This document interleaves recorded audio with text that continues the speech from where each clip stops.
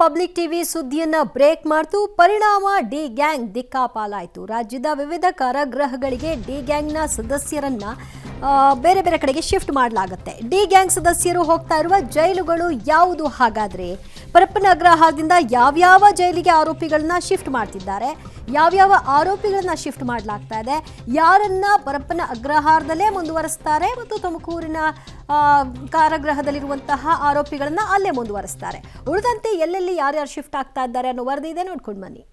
Public TV ಸುದ್ದಿ break ಬಳಿಕ D gang ಛಿದ್ರ ರಾಜ್ಯದ ವಿವಿಧ ಜೈಲಿಗೆ ದರ್ಶನ್ ಗ್ಯಾಂಗ್ ದಿಕ್ಕಾಪಾಲ್. ರೇಣುಕಾ ಮರ್ಡರ್ ಸಾರಥಿ ಈಗ ಏಕಾಂಗಿ. ಜೈಲಲ್ಲಿ ವಿವಿಐಪಿ ಟ್ರೀಟ್ಮೆಂಟ್ ಪ್ರಕರಣ. ಪರಪ್ಪನಗ್ರಹಾರ ಜೈಲಲ್ಲಿರುವ ಹಂತಕ ಪಡೆಗೆ ಬಿಗ್ ಶಾಕ್ ಕೊಟ್ಟಿರೋದಂತೂ ಸುಳ್ಳಲ್ಲ. ಇಷ್ಟ ದಿನ ಪರಪ್ಪನಗ್ರಹಾರ ಜೈಲಲ್ಲಿ ಒಟ್ಟಿಗಿದ್ದಂತಹ ದರ್ಶನ್ ಗ್ಯಾಂಗ್ ಈಗ ದಿಕ್ಕಾಪಾಲಾಗ್ತಿದೆ. ನಟ ದರ್ಶನ್ ಬಳ್ಳಾರಿ ಸೆಂಟ್ರಲ್ ಜೈಲ್ಗೆ ಶಿಫ್ಟ್ ಆಗ್ತಿದ್ರೆ, ನಟಿ ಪವಿತ್ರ ಗೌಡ ಹಾಗೂ ಇನ್ನಿಬ್ಬರನ್ನ ಹೊರತುಪಡಿಸಿ ಪರಪ್ಪನಗ್ರಹಾರ ಜೈಲಲ್ಲಿದ್ದ ದರ್ಶನ್ ಗ್ಯಾಂಗ್ನ ಇನ್ನಿತರೆ ಆರೋಪಿಗಳನ್ನ ರಾಜ್ಯದ ವಿವಿಧ ಜೈಲುಗಳಿಗೆ ಶಿಫ್ಟ್ ಮಾಡಲಾಗ್ತಾ ಇದೆ. ದಾಸ ಬಳ್ಳಾರಿ ಜೈಲ್ಗೆ ಶಿಫ್ಟ್ ಆದ್ರೆ A14 ಪ್ರದೂಷಣನ್ನ ಬೆಳಗಾವಿ ಹಿಂಡಲ್ಗ ಜೈಲ್ಗೆ ಸ್ಥಳಾಂತರ ಮಾಡಲಾಗ್ತಾ ಇದೆ. ಬೆಳಗಾವಿ ಕಾರಾಗೃಹ ಹೇಗಿದೆ ಅನ್ನೋದ್ರ ಗ್ರೌಂಡ್ ರಿಪೋರ್ಟ್ ನೋಡೋಣ ಬನ್ನಿ. ರೇಣುಕಾಸ್ವಾಮಿ ಕೊಲೆ ಆರೋಪಿ 14ನೇ ಆರೋಪಿ ಆದಂತ ಪ್ರದೂಷ್ ಅವರು ಇವತ್ತು ಬೆಳಗಾವಿ ಹಿಂಡಲ್ಗ ಜೈಲಿಗೆ ಬರ್ತಾರೆ ಅಂತ ಹೇಳಲಾಗ್ತಾ ಇದೆ. ನಾವೀಗ ಬೆಳಗಾವಿ ಹಿಂಡಲ್ಗ ಜೈಲಿದ್ದೇವೆ. ತಾವು ನೋಡಬಹುದೇನಂತಾರೆ, ಈಗಾಗಲೇ ಕಾರಾಗೃಹ ಮತ್ತು ಸುಧಾರಣಾ ಸೇವಾ ಇಲಾಖೆ ಕರ್ನಾಟಕ ಸರ್ಕಾರದ ಏನು ಅತ್ಯಂತ ಹಳೆಯದಾದಂಥ ಬೆಳಗಾವಿ ಹಿಂಡಲ್ಗ ಜೈಲು ಈಗಾಗಲೇ ಇದೊಂದು ಎಲ್ಲ ತಯಾರಿಯನ್ನು ಮಾಡ್ಕೊಂಡಿದ್ದಾರೆ. ಪ್ರದೂಷ್ ಬರ್ತಾದ ಆರೋಪಿ ನಂಬರ್ 14 ಪ್ರದೂಷ್ ಏನು ಬರ್ತಾನೆ, ಇವರಿಗೆ ಬೇಕಾದಂಥ ವ್ಯವಸ್ಥೆಯನ್ನು ಮಾಡಿಕೊಳ್ಳಲಾಗಿದೆ. ಜೊತೆಗೆ ಏನಂತಂದರೆ ಇಲ್ಲಿ 126 ಸಿಬ್ಬಂದಿಗಳು ಒಳಗಡೆ ಕೆಲಸ ಮಾಡ್ತಾ ಇರುವಂಥದ್ದು ಮತ್ತು 4 ಜನ ಜೈಲರ್ಗಳ ಜೊತೆಗೆ 2 ಅಸಿಸ್ಟೆಂಟ್ ಅಧೀಕ್ಷಕರು ಮತ್ತು 1 ಮುಖ್ಯ ಅಧೀಕ್ಷಕರ ಜೊತೆಗೆ ಕರ್ನಾಟಕ ರಾಜ್ಯ ಕೈಗಾರಿಕಾ ದಳ ಕೂಡ ಇಲ್ಲಿ ಕೆಲಸ ಮಾಡ್ತಾಯಿದೆ. ಏನು CISF ಅಂತ ಏನು ಹೇಳ್ತೀವಿ ಅದು ಕೂಡ ಕೆಲಸ ಮಾಡ್ತಾಯಿದೆ. ಮತ್ತು ಇವರು CISF ಹೊರಗಡೆ ಒಂದು ಸೆಕ್ಯೂರಿಟಿಯನ್ನು ಮಾಡಿದ್ರೆ ಒಳಗಡೆ ಸೆಕ್ಯೂರಿಟಿ ಕೂಡ ಮಾಡ್ತಾರೆ. ಇದೆಲ್ಲ ವಿಚಾರವಾಗಿ ಇದು ಏನು ಬೆಳಗಾವಿ ಹಿಂಡಲ್ಗ ಜೈಲಿದೆ, ಇದು ಬೆಳಗಾವಿ ರೂರಲ್ ಪೊಲೀಸ್ ಠಾಣೆ ಅಂದರೆ ವಡಗಾವಿ ಪೊಲೀಸ್ ಠಾಣೆಗೆ ಸಂಬಂಧಪಟ್ಟಂಗೆ ಅಲ್ಲಿಯೂ ಕೂಡ ಮಾಹಿತಿಯನ್ನು ಕೊಡಲಾಗಿದೆ. ಹೆಚ್ಚಿನ ಭದ್ರತೆ ಬೇಕಾದರೂ ಕೂಡ ತಕ್ಷಣ ಭದ್ರತೆ ನೀಡಬೇಕು ಹಾಗೆ ಅಂತೇಳಿ ಬೆಳಗಾವಿ ನಗರ ಪೊಲೀಸರಿಗೂ ಕೂಡ ಮಾಹಿತಿಯನ್ನು ಕೂಡ ಇದು ಬೆಳಗಾವಿಯ ಹಿಂಡಲ್ಗ ಜೈಲಿನ ಒಳಗಿರತಕ್ಕಂಥ ಮಾಹಿತಿ. ಮತ್ತು ಈಗಾಗಲೇ ಇರ್ತಕ್ಕಂಥ ಏನು ಅವ್ರು ಬಂದಂಥ ಏನು ಆರೋಪಿಗಳ ವೈದ್ಯಕೀಯ ತಪಾಸಣೆ ಕೂಡ ಜೈಲಿರ್ತಕ್ಕಂಥ ಅಧಿಕಾರಿಗಳು ಮತ್ತು 2 ವೈದ್ಯರ ತಂಡ ಏನಿದೆ ಮಾಡಲಿರುವಂಥದ್ದು. ಇನ್ನು ದರ್ಶನ್ ಆಪ್ತ ಸ್ಟೋನಿ ಬ್ರೂಕ್ ಪಬ್ ಮಾಲೀಕ A10 ವಿನಯ್ನನ್ನ ವಿಜಯಪುರದ ಕೇಂದ್ರ ಕಾರಾಗೃಹಕ್ಕೆ ಕರೆತರಲಾಗ್ತಾ ಇದೆ. ಇಲ್ಲಿ 10 ಬ್ಯಾರಕ್ಗಳಿದ್ದು 5 ಸೆಲ್ ಇದೆ. ಕಾರಾಗೃಹಕ್ಕೆ CCTV ಕಣ್ಗಾವಲಿದ್ದು ಬಿಗಿ ಭದ್ರತೆ ಕೈಗೊಳ್ಳಲಾಗಿದೆ. ರೇಣುಕಾಸ್ವಾಮಿ ಹತ್ಯೆ ಕೇಸ್ನ ಏನು ಆರೋಪಿಗಳಿದ್ರು ಅವರೆಲ್ಲರೂ ಕೂಡ ಏನು ಅಂತಂದರೆ ಏನು ಐಷಾರಾಮಿ ಒಂದು ಜೀವನವನ್ನು ಕೇಂದ್ರ ಕಾರಾಗೃಹದಲ್ಲಿ ಬೆಂಗಳೂರು ನಡೆಸ್ತಾ ಇದ್ರು. ಇದರ ಹಿನ್ನೆಲೆಯಲ್ಲಿ ದರ್ಶನ್ ಸೇರಿದಂತೆ ಏನು ಆರೋಪಿಗಳಿದ್ದಾರೆ, ಪ್ರಮುಖ ಆರೋಪಿಗಳು ಎಲ್ಲರೂ ಕೂಡ ಏನು ಅಂತಂದರೆ ರಾಜ್ಯದ ವಿವಿಧ ಜೈಲುಗಳಿಗೆ ಶಿಫ್ಟ್ ಮಾಡಲಾಗಿದೆ. ವಿಜಯಪುರದ ಏನು ಜೈಲು ಬರ್ತಿದೆ ಇದು ಒಂದು ಪ್ರಮುಖವಂತ ಮತ್ತು ವಿಶೇಷವಾದಂಥ ವಿಶೇಷತೆಯನ್ನು ಹೊಂದಿದೆ ಅಂತ ಹೇಳ್ಬೋದು. ಯಾಕಂದರೆ ಇದಕ್ಕೆ ದೊಡ್ಡದಾದಂಥ ಇತಿಹಾಸನೇ ಇದೆ ಅಂತ ಹೇಳ್ಬೋದು. ಏನು ನಿಮಗೆ ದೃಶ್ಯಗಳು ತೋರಿಸ್ತಾ ಇದ್ದೀನಿ, ಇದು ವಿಜಯಪುರದ ಕೇಂದ್ರ ಕಾರಾಗೃಹ ಅಂತ ಹೇಳ್ಬೋದು. ಈ ಕೇಂದ್ರ ಕಾರಾಗೃಹದಲ್ಲಿ ವಿಶೇಷತೆ ಏನು ಅಂತಂದರೆ ಇದು ಆದಿಲ್ ಶಾಹಿ ಕಾಲದ ಅಂದರೆ ಏನು ಗೋಲ್ ಗುಂಬಜ್ನ ಏನು ವಿಖ್ಯಾತವಾದಂಥ ಗೋಲ್ ಗುಂಬಜ್ನ ಕಟ್ಟಿದ್ರು ಅದೇ ಒಂದು ರಾಜರು ಏನು ಅಂತಂದರೆ ಈ ಒಂದು ಕಾರಾಗೃಹ ಕೊಟ್ಟು ಕಟ್ಟಿದ್ರು. ಇತಿಹಾಸ ತಜ್ಞರ ಆನಂದ್ ಅವ್ರು ಹೇಳಿದಂತೆ ಏನು ಅಂತಂದರೆ ಇಲ್ಲಿ ಹವಳ ಮುತ್ತು ಈ ರೀತಿ ವ್ಯಾಪಾರ ನಡೀತಾ ಇತ್ತು. ಅದ್ರ ಜೊತೆಗೆ ಏನು ಅಂತಂದ್ರೆ ವಿಶ್ರಾಂತಿ ಗೃಹ ಕೂಡ ಇಲ್ಲಿ ಇತ್ತು.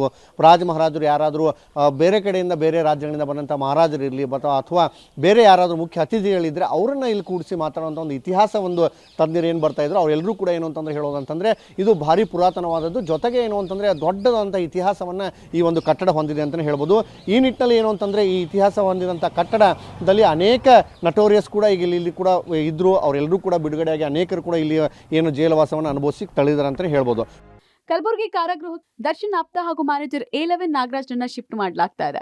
ಪರಪ್ಪನಗ್ರಹಾರದಲ್ಲಿ ದರ್ಶನ್ ಕಾಫಿ ಹಿರ್ತಾ ಸಿಗರೇಟ್ ಹಿಡಿದಿದ್ದ ಫೋಟೋದಲ್ಲಿ A11 ನಾಗರಾಜ್ ಕೂಡ ಇದ್ದ.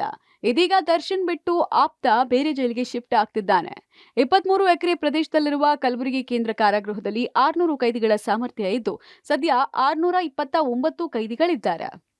ಪರಪ್ಪನ ಅಗ್ರಹಾರದಲ್ಲಿ ನಟ ದರ್ಶನ್ ಅಂಡ್ ಗ್ಯಾಂಗ್ಗೆ ಅಂದರೆ ಹೈಫೈ ಲೈಫ್ ಕೊಟ್ಟಿರುವಂತಹ ಹಿನ್ನೆಲೆಯಲ್ಲಿ ಆ ಒಂದು ವಿಡಿಯೋ ಹಾಗೂ ಫೋಟೋಗಳು ವೈರಲ್ ಆದ ಬೆನ್ನಲ್ಲೇ ಈಗಾಗಲೇ ನ್ಯಾಯಾಲಯ ದರ್ಶನ್ನನ್ನು ಬಳ್ಳಾರಿ ಜೈಲಿಗೆ ಹಾಕಿದರೆ ಇನ್ನುಳಿದಂತಹ ಆರೋಪಿಗಳನ್ನು ಬೇರೆ ಬೇರೆ ಜೈಲಿಗೆ ಸ್ಥಳಾಂತರ ಮಾಡಲಾಗಿದೆ. ಅದೇ ರೀತಿಯಾಗಿ ದರ್ಶನ್ನ ಮ್ಯಾನೇಜರ್ ಆದಂತಹ ನಾಗರಾಜ್ನನ್ನು ಕಲಬುರಗಿಯ ಕೇಂದ್ರ ಕಾರಾಗೃಹಕ್ಕೆ ಶಿಫ್ಟ್ ಮಾಡಲಾಗಿದೆ.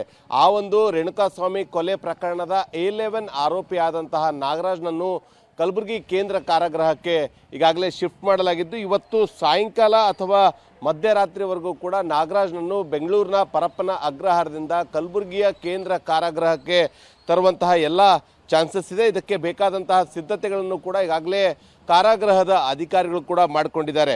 ಜೈಲು ಅಧೀಕ್ಷಕರಾದಂಥ ರಂಗನಾಥ್ ಅವರೇ ಖುದ್ದು ಈ ಒಂದು ಬೆಳಗ್ಗೆ ಏನಂದರೆ ಕಲಬುರಗಿಯ ಕೇಂದ್ರ ಕಾರಾಗೃಹಕ್ಕೆ ಬಂದು ಎಲ್ಲ ಸಿದ್ಧತೆಗಳನ್ನು ಮಾಡಿಕೊಳ್ತಾ ಇದ್ದಾರೆ.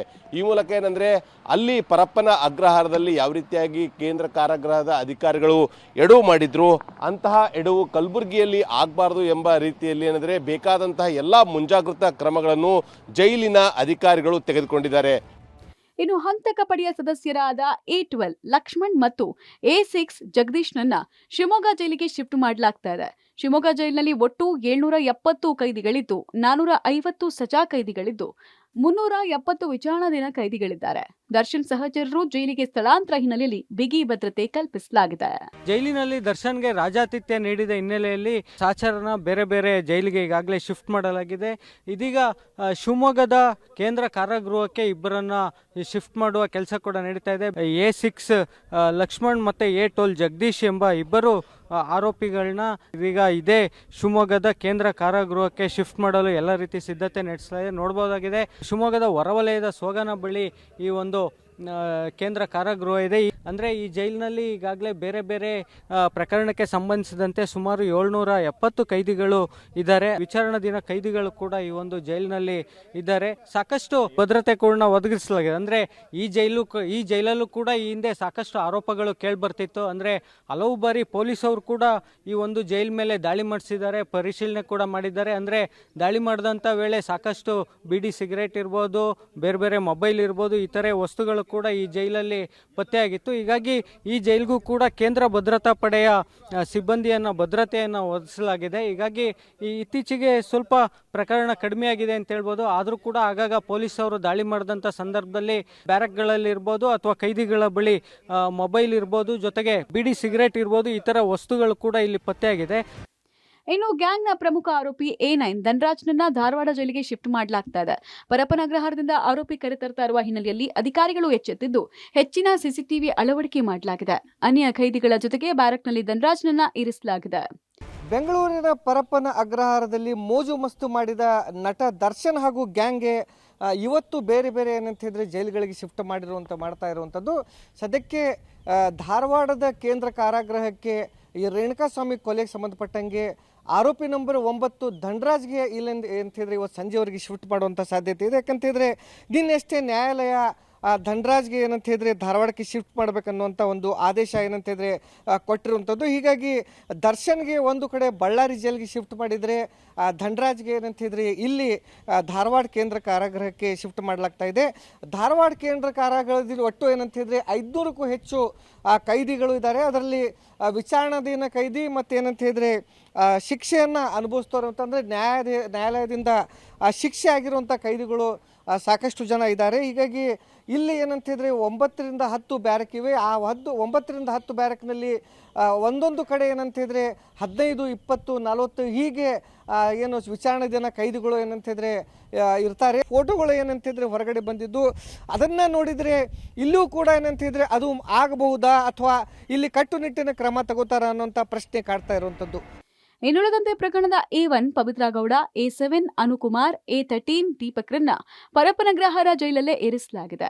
ಅಲ್ಲದೆ ಈ ಮೊದಲೇ A8 Ravishankar, A15 Karthik, A16 Keshavamurthy, A17 Nikhil Tumakuru ಜೈಲಿನಲ್ಲಿ ಖೈದಿಗಳಾಗಿದ್ದಾರೆ. ಪರಪ್ಪನಗ್ರಹಾರದಲ್ಲಿ ದರ್ಶನ್ ದಶಾವತಾರ, ಬಳ್ಳಾರಿ ಜೈಲಲ್ಲೂ ಅದೇ ಅಧ್ವಾನ. ಬಳ್ಳಾರಿ ಜೈಲಲ್ಲೂ ಸಿಕ್ತಿದ್ದಂತೆ ಸಿಗರೇಟ್, ಗಾಂಜಾ, ಮೊಬೈಲ್. ಪರಪ್ಪನಗ್ರಹಾರದಲ್ಲಿ ದರ್ಶನ್ ದಶಾವತಾರ ಬಯಲಿಗೆ ಬಂದ್ಮೇಲೆ ಬಳ್ಳಾರಿ ಜೈಲಿಗೆ ಶಿಫ್ಟ್ ಮಾಡಲಾಗ್ತಾ ಇದೆ. ಆದ್ರೆ ಬಳ್ಳಾರಿ ಜೈಲಲ್ಲೂ ಇದೇ ಅವಾಂತರ ಕಾದಿದೆ ಅಂತ ಮಾಜಿ ಕೈದಿಯವರು ಹೇಳಿದ್ದಾರೆ. ದುಡ್ಡು ಕೊಟ್ರೆ ಗಾಂಜಾ, ಸಿಗರೇಟು, ಮೊಬೈಲ್ ಎಲ್ಲ ಸಿಗುತ್ತೆ ಅಂದಿದ್ದಾರೆ. ಪಬ್ಲಿಕ್ ಟಿವಿ ಜೊತೆಗೆ ಮಾತನಾಡಿದ ಮಾಜಿ ಕೈದಿ ಜಯಸಿಂಹ ಸ್ಫೋಟಕ ಮಾಹಿತಿ ಬಿಚ್ಚಿಟ್ಟಿದ್ದಾರೆ. ಒಳಗಡೆ ಇದ್ದಾಗ ಸರ್ ಊಟದ ವ್ಯವಸ್ಥೆ ಚೆನ್ನಾಗಿರ್ತಿದ್ದಿಲ್ಲ ಸರ್. ದೊಡ್ಡ ವ್ಯಕ್ತಿಗಳಿಗೆ ಎಲ್ಲ ಗಾಂಜಾಗಳು, ಸ್ಮೋಕು, ಸಿಗರೇಟು, ಒಂದು ಕ್ಯಾಂಟೀನ್ ಅಂಗಡಿನೇ ಇದೆ ಸರ್ ಒಳಗಡೆ. ದುಡ್ಡು ಕೊಟ್ಟವರಿಗೆ ಒಂದು ರೀತಿ ನೋಡ್ತಾರೆ, ದುಡ್ಡು ಕೊಡಿದ್ರೆ ಒಂದು ರೀತಿ ನೋಡ್ತಾರೆ ಸರ್. ಬೇರೆ ಸಣ್ಣ ಕೈದಿಗಳು ಹೋದ್ರೆಗಿನ ಊಟ ಗೀಟ ಏನು ಚೆನ್ನಾಗಿರಲ್ಲ ಸರ್.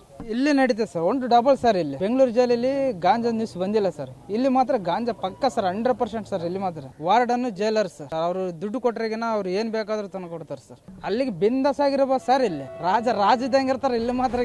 ಒಟ್ಟಾರೆ ಪರಪ್ಪನ ಅಗ್ರಹಾರದಲ್ಲಿದ್ದ ದರ್ಶನ್ ರಾಜಾತಿಥ್ಯದ ಬಳಿಕ ಹಂತಕ ಪಡೆಯನ್ನ ದಿಕ್ಕು ಪಾಲಾಗಿಸಲಾಗಿದೆ.